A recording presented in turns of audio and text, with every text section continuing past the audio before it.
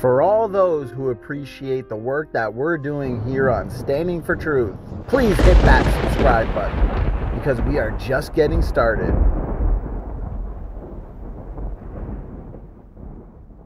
It appears that really it's nothing more than a conglomerate of the imagination. Human missing link fossils may be jumble of species. Yes, this is from Barnes. I remember this one. I've seen this one from Standing before. Barnes? I can't see it. There's a glare on my computer. From 2015. Smash of bone shred. Bone shreds. Let's see if. Okay, we can probably delete some of these tabs. We're getting a little tab heavy up top. Human missing link may just be jumble of species. Okay, let's see. Colin Beres. Okay, yeah, so wrong on that one. Okay. Image from Lee Berger. Okay, so this is even on Homo habilis. This is on Australopithecus sediba. I think there are two different hominin genera represented at Malapis. It's Ellen Bean. That's it. It's Bean. Tel Aviv University. I remember this. I've discussed this with Standing before. So Ella Bean rather did this analysis of Australopithecus sediba, which is one of the other sort of linchpin transitionals that link the Australopithecus genus with Homo. And Bean essentially was like, no, I think it's a mix of hominins. Bean's co-author has since retracted that. I don't know about Bean, but her co-author has since retracted that. Okay, so the screen's still shared. Want to make sure you can see this. Her video titled literally over 3 hours of busting YouTube creationists. It's that bad. Look how mean she is. I've been losing sleep over this. So, but you know, we've been a little aggressive lately, so we're happy that she's also being aggressive. But at the end of the day, we like Erica. We're just debating the science, and we have no issues with her personally. So I do want to point out before I forget too, I really like I don't want to touch too much on the whole high confidence science versus low confidence science. I just want to point out that the fossil record is as low confidence science as you can get to, okay, for a number of reasons that I explained earlier. But I need to point this out that Dr. Rob Stadler points out in his book. It's a fascinating point, okay? So he says one of the world's foremost paleontologists, Jack Horner, presented a brilliant TED Talk in November 2011 entitled, "Where Are the Baby Dinosaurs?" He presented numerous impressive dinosaur finds, each classified as a separate species and bearing the name selected by its discoverer. He then pondered why we never find baby versions of the named dinosaurs.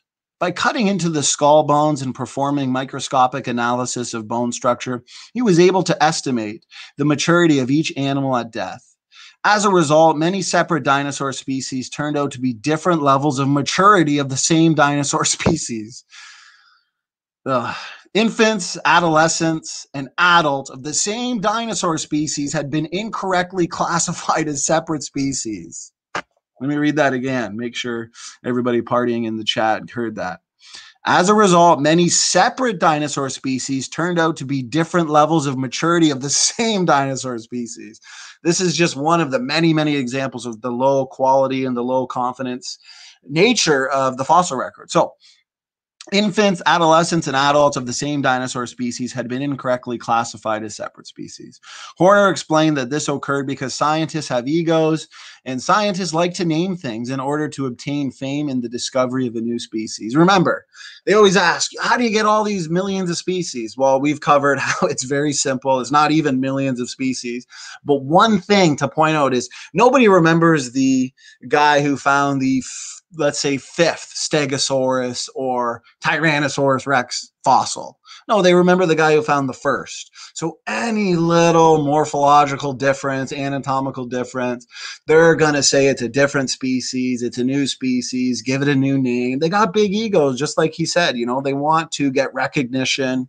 It's just it's so much interpretation, so much imagination, and the field itself is very competitive. So this is just the nature. It's insanely biased when it comes to the fossil record. So let's see here. This is a simple example of how bias can be a very powerful force whose influence can overwhelm the limited power of the tool of science in a field such as this. When addressing a hotly contested issue like evolution, the power of bias will be further amplified. So it's just a fact. The bias is there. The assumptions is there. It's indirect. All 6 of the criteria regarding whether something is high confidence science or low confidence science, the fossil record meets all of the criteria for low confidence science. So this is why we point out over and over again, it's genetics, it's biology. Genetics is what's inherited sperm and egg. And that's why we go into the non-recombining DNA, like the Y chromosome, the mitochondrial DNA that reflects 2 ancestors in the not so distant past, leads to testable predictions, retrodictions. We've covered that a ton in the past, but this is the point. Stadler continues, if bias could lead paleontologists to adopting the fallacy that a single fossilized species was actually several separate fossilized species, then a similar bias could lead paleontologists to adopt the fallacy that several distinct life forms with no evolutionary linkage represent an evolutionary sequence of life forms. So that's just one part there that I wanted to point out. Interesting stuff when it comes to this fossil record. But let's listen to our good friend Erica here. Okay, boom. Hopefully you can hear. It's nothing more than a conglomerate of the imagination. Human missing link fossils may be jumble of species. Yes, this is from Barnes. I remember this one. I've seen this one from standing before. Barnes? I can't see it. There's a glare on my computer. From 2000. Smash of bone shred. Bone shreds. Let's see if. Okay, we can probably delete some of these tabs. We're getting a little tab heavy up top. Human missing link may just be jumble of species. Okay, let's see. Colin Beres. Okay, yeah, so wrong on that one.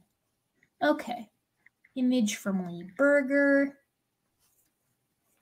Okay, so this is even on Homo habilis. This is on Australopithecus sediba. I think there are 2 different hominin genera represented at Malapis. It's Ellen Bean.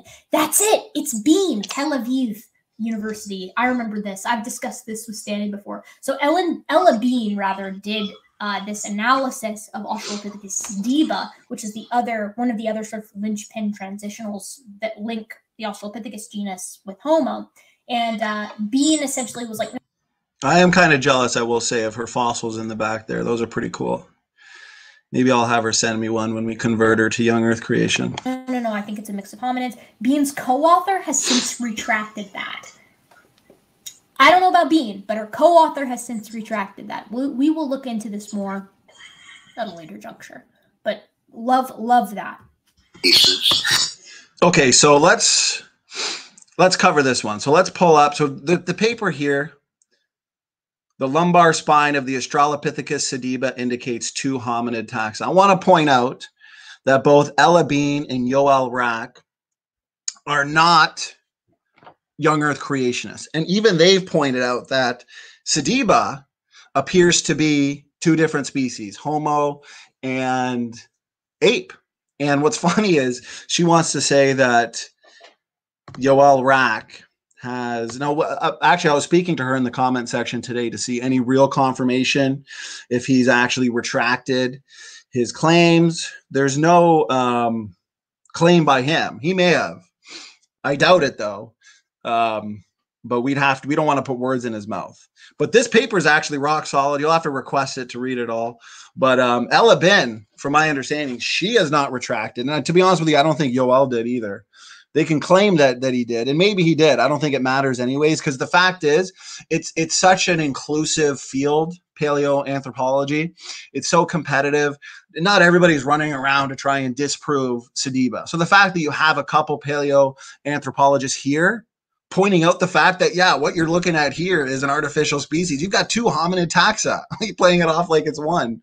All you need is one or two. So it doesn't matter if Yoel Rak from Tel Aviv University retracted his position here, but I doubt it, because this is a pretty rock solid paper here. So I'm looking here to see Ella Ben. I'm pretty sure she's the expert on this one anyway. So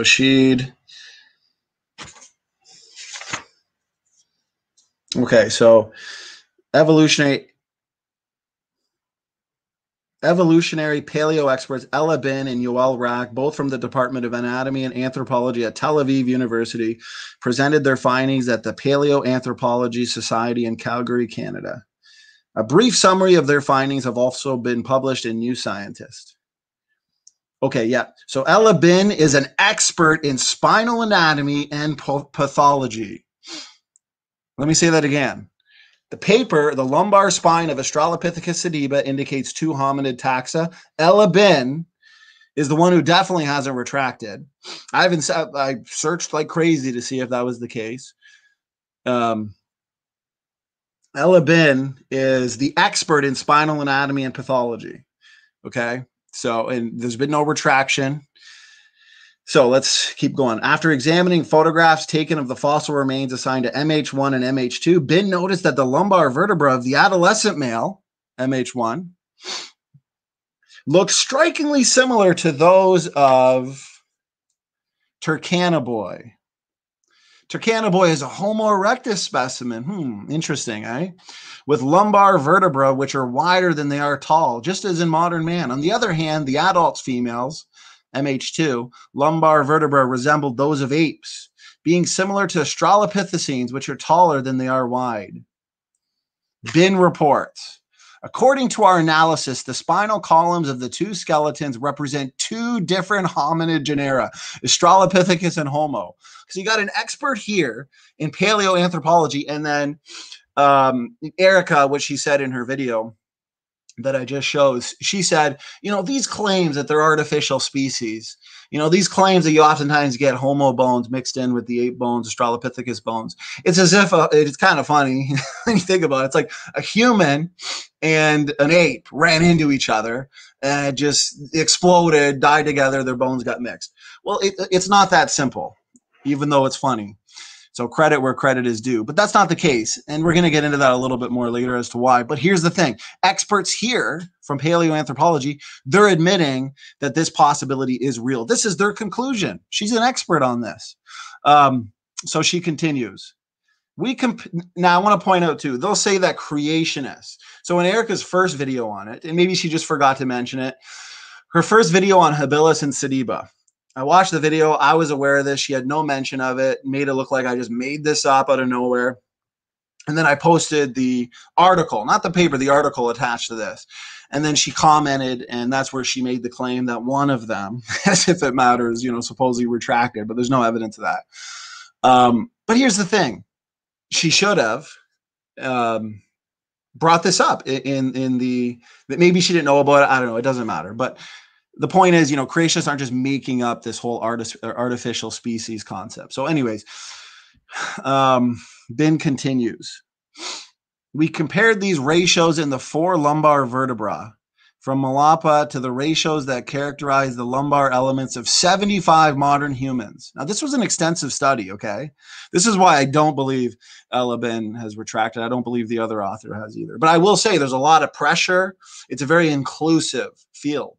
Okay, very competitive, and peer pressure oftentimes does make people change their views, change their minds, come out with new studies, retract previous statements, previous results. But oftentimes, okay, the new view is not better than the original view. Okay, oftentimes the original view is actually free from bias, when the new view has more bias, more assumptions attached to it. So you want to still, just because you hear somebody's retracted something, go in, read the papers, read the data, because it doesn't necessarily mean that the new view is actually correct. So Ben continues, and reading these, I know it's technical, maybe even a little bit boring, but this is directly addressing the arguments and the claims. So it's important, guys.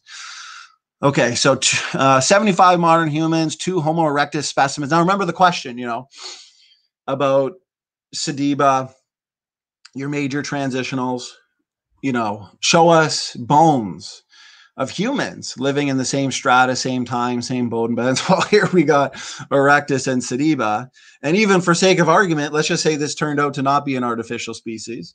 Okay, well, what you'll see is that they say it's common to find Homo and Australopithecus coexisting in the same places. So it's possible. It's a fact, okay? They can argue all day that Erectus is not human. It's clearly human for many reasons that we've covered. So, question answered.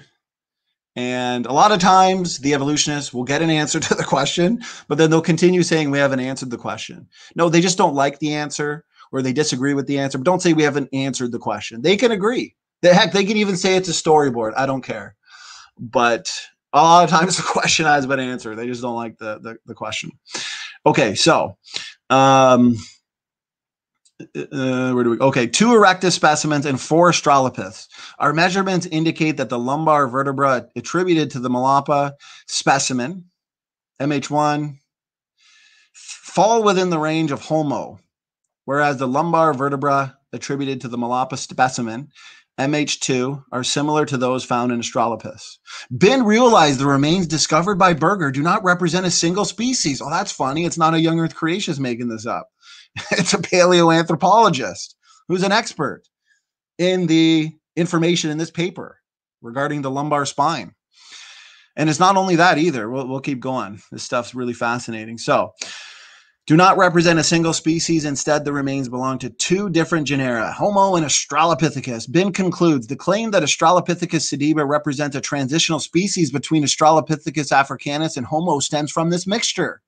The coexistence of Homo and Australopithecus, here we go. I'm not just making things up. Here we go. Let me read it. The coexistence of Homo and Australopithecus in early South African sites is not what?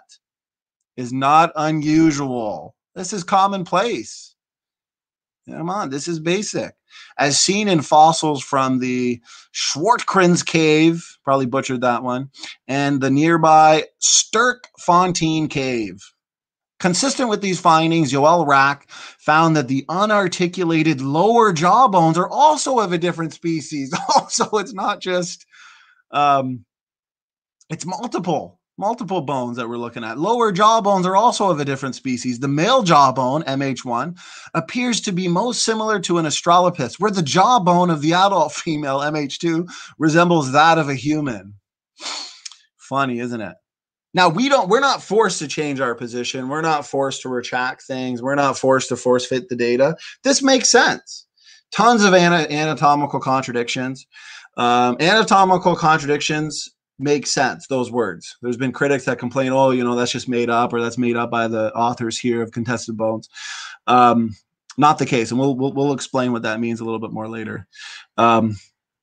Okay, so the male jawbone appears to be most similar to an Australopithecus, where the jawbone of the adult female resembles that of a human. In noticing the thinness of the lower jawbone, Johansen notes, it's Homo.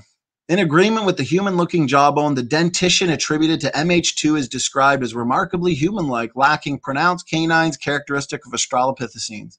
Paleoanthropologist Daryl D. Reuter, author of a number of science papers covering Sediba, reports that the premolars of Australopithecus sediba plot within the ranges of Homo erectus and Homo sapiens dentitions, with mandibular molars that are small, similar to specimens attributed to early Homo. So this is the paper. Let's go. I hope I pulled it up here. Okay, so here's an article, more so, I guess, for the layman. Human missing link. Make sure you can see this in the chat. Good to see everybody. CIH says the Institute for Creation Research is also great to subscribe to. I agree, brother. I agree. Doki Doki, thank you so much for the super chats. Okay. Human missing link fossils may be jumble of species. And this is what I agree with. You know, this is my take on it. I think it's pretty obvious that this is the case. But I've also shown, if you want to agree to disagree, okay, because we're not going to argue about bones found in the dirt all day. There's no genetics. It's low quality, low confidence science. I can understand when it's your field. You know, this is, I guess, where you want to focus on. It's just, sometimes you just have to admit that, listen, you know, the field I'm in, the job I'm doing, this type of science, it's kind of low quality. It does resort to a lot of interpretation, a lot of storytelling. Tough to say if it's true or false. So a lot of times it's the best inference. They'll say it's the best inference, but then it's oftentimes overturned. Okay, anyway, so let's keep reading here. One of our closest long-lost relatives may have never existed. The fossils of Australopithecus sediba, which promise to rewrite the story of human evolution, may actually be the remains of two species jumbled together. And I'm fine with this. I'm fine with this. I'm not going to argue against this. The first fossils of Australopithecus sediba were found at Malapa, South Africa in 2008. At 2 million years old, they show a mix of features similar to ape-like Australopithecines, others more like our genus Homo. Okay, let's keep going. Here we go. But a new analysis suggests Australopithecus sediba didn't exist. This is what we just went over. I think there are two different hominin genera represented at Malapa, says Ella Bin, at Tel Aviv University in Israel. Now, Ella Bin's not a kindergarten dropout, mind you. One is an Australopithecus and one an early Homo. We can't yet tell if the Australopithecine remains are distinct enough to call them a new species, Bin says. But Bin studies the spinal columns. Now, here's the thing. If Bin retracted it, you know, at the same time, I already told you there's a lot of peer pressure. The one who's being accused of retracting, it doesn't matter. Bin is the one studying the spinal columns. And I would say that none of them have retracted. Best case scenario, Yoel Rack, if I'm saying that correctly, the one that Erica is saying retracted, which there's no evidence that this was the case, no formal, I haven't seen any quotes or anything like that in blogs, articles, or any papers, technical papers. Something like that probably wouldn't be found in a technical paper, but at least in a blog or an article.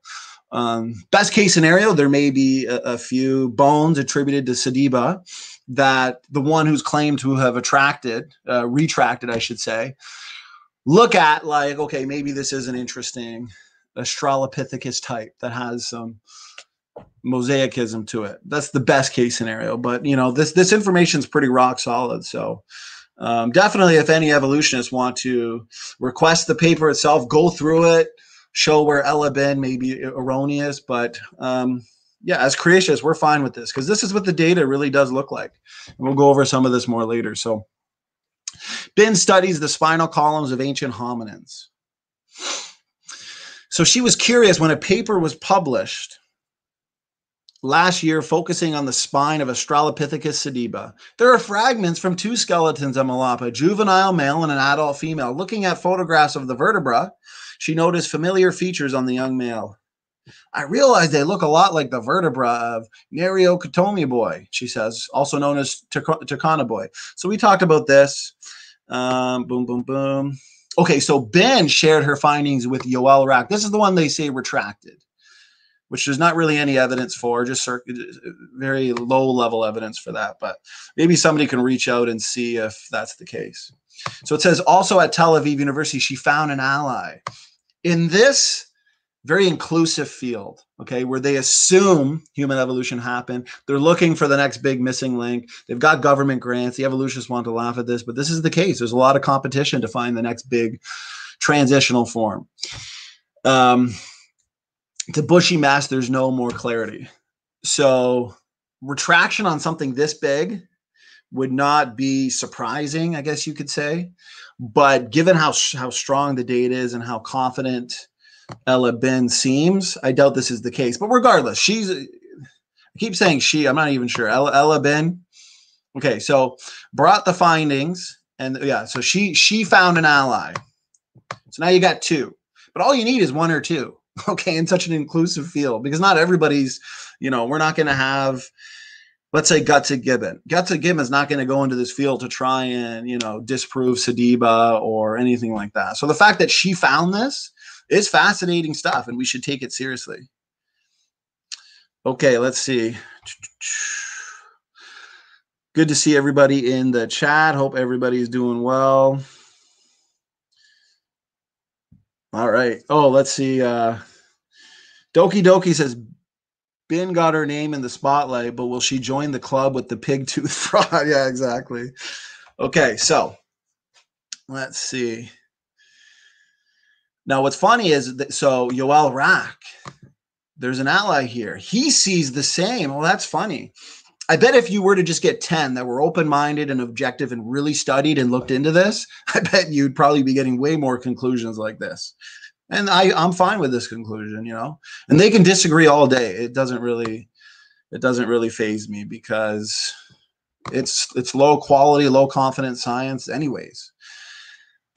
He sees the same in the lower jawbone, an Australopithecine and an early Homo, says Ben.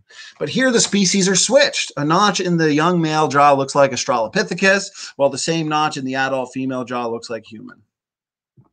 The pair conclude there are not 2, but 4 individuals. Oh, that's funny. 4 individuals in the remains from Malapa, an adult and juvenile of both Homo and Australopithecus. They presented their findings. We talked about that earlier. This is what's funny. This was one of Gutsick Gibbon's arguments, okay? This one's funny.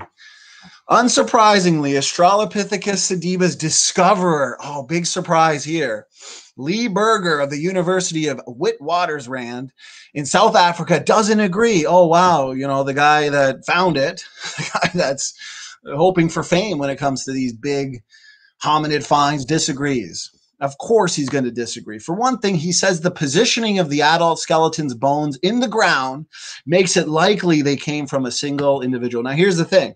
Those that want to hold on so badly to Sediba, for example, not being an artificial species, they're going to go look to Lee Berger's arguments, okay? But the expert here, and Lee Berger would be a paleo expert too, but Ben isn't convinced. Well, neither am I. I side with Ben. Fossils of other Australopithecine children had tall vertebrae, she says. And this is just a small line. Obviously, you get Ben and you get Lee Berger in a room, and they're going to hash it out, and maybe they'll still disagree at the end. So if there's a response video to this, the 2 arguments would be, one of the co-authors retracted, changed their minds. I highly doubt that's the case, but even if that was the case, it wouldn't matter for reasons we discussed before. Ella Ben, based on the results, it says it right here, Ben isn't convinced. Fossils of Australopithecine children had tall vertebrae, she says. And it's